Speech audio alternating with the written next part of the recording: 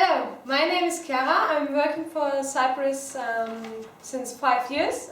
I started skydiving 3 years ago. There I met Paul. Paul was saved by CYPRES 2 months ago. But first, Paul, tell us something about you.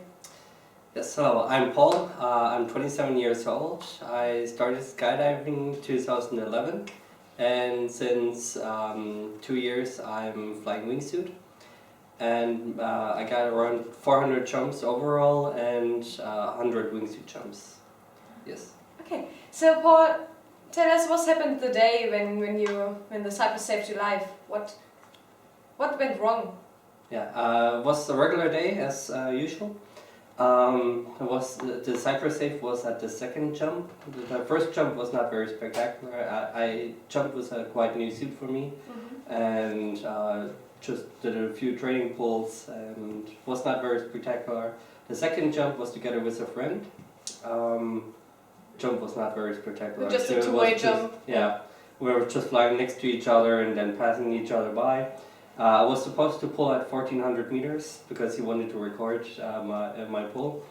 And as soon as I reached back for my hand pull, I had it in my hand, but I couldn't pull it out. I had a hard pull. So So it didn't move?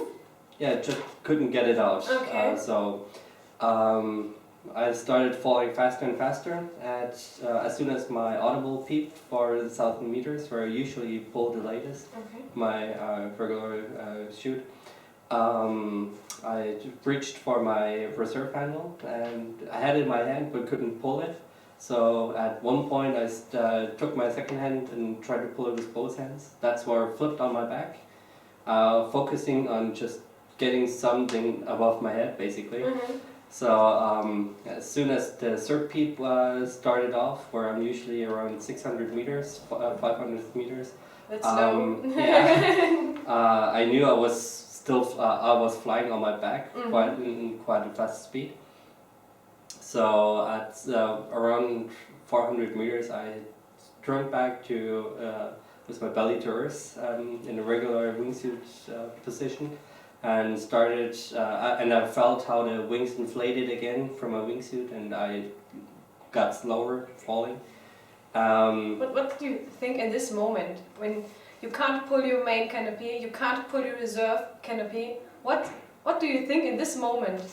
I didn't think too much at that moment actually. I was quite focused on, I knew when I turned back to my belly that I was going to have CYPRES save. Okay. So what I realized when I was falling slower through my wings, that I can't go that I shouldn't go too slow, because otherwise there is a possibility that CYPRES wouldn't fire. So at around 300 meters I pulled back my wings and went into a really steep angle, just to gain some speed again, to make sure that the CYPRES will fire.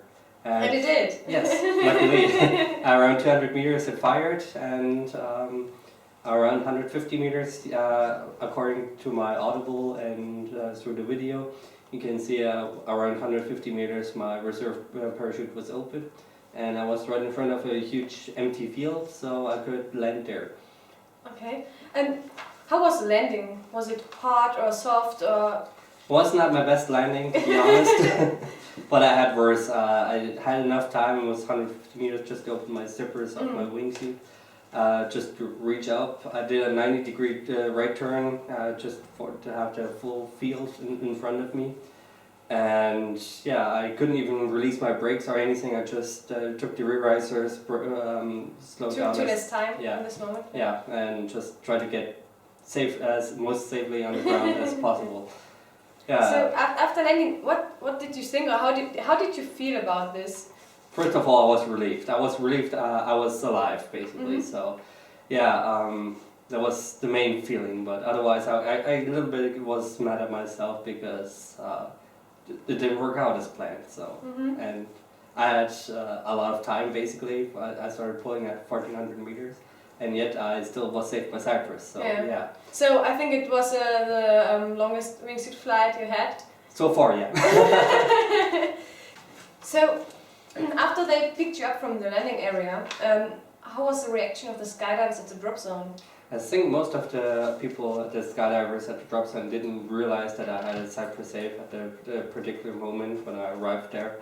They probably thought at least most of them thought I had a simple reserve, but it kind of spread quite fast around, so everyone was quite surprised actually, because I'm usually a very cautious person. I'm not like the daredevil type that wants to go wingsuiting from the first season, from the first jump on and everything. So I usually take it every one simple step at a time. So yeah, I had a talk to my drop zone owner and to the riggers, to the local riggers, and everyone knew I was like a really responsible person usually. So they were all quite surprised. Yeah. Okay, so the accident is 2 months ago.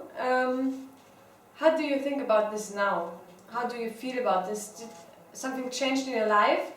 Well, one thing didn't change. I still like to skydive. I still like to wingsuit. So I did my first jump right on the same day actually, as I had my my AED fired. So yeah, I did a normal jump without wingsuit. Less than a month later, I did my first wingsuit jump again. So I really Have you enjoyed been nervous? A little bit, but not too much actually. I knew I belonged to the sky basically. So it was not really a tough decision at all. But it felt weird at the beginning to have back a wingsuit on and yeah, just to remember what happened. Okay. The accident was with an expert CYPRES. Yes. Now we have the Wingsuit CYPRES. How do you think about this? The first thing I did when I got back to my mind basically was to order Wingsuit CYPRES. Oh yeah, that's amazing. So there's no overthinking of that anymore, definitely. So. Okay. So all things went well? Yes. That's good, huh? That's the main thing. Yeah. So I wish you all the best for the future. Soft landings. Yeah. Yeah. That your parachute will open.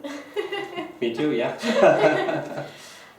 Yeah, this was Paul's story about his CYPRES safe. Yeah, and I'm glad he's still here.